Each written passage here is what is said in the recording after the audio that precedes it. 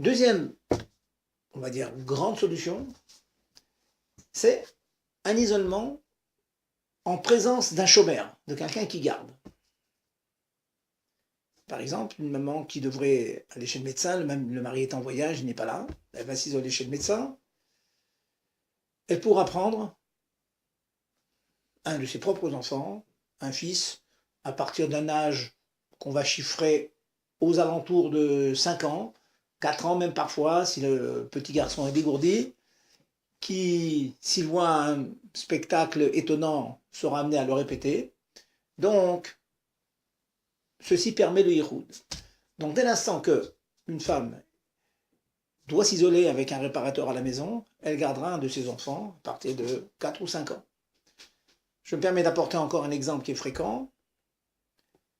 Une maman va accoucher et dans sa propre maison, il y a déjà un petit garçon de 2-3 ans.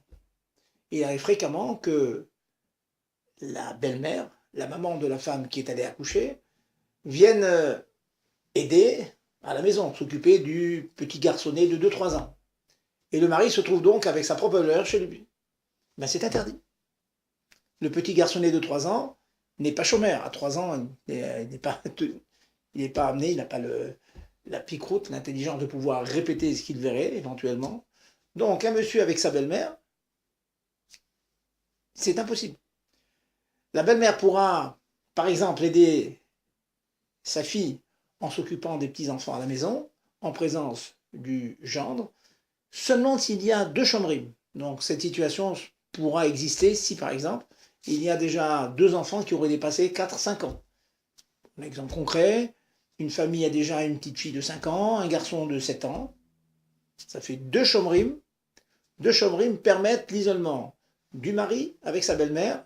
Pourquoi 2 ?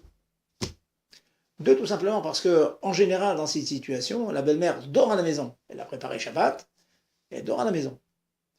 Dans la mesure où elle dort à la maison, la nuit, il faut 2 chômeries, alors que le jour, un seul suffit.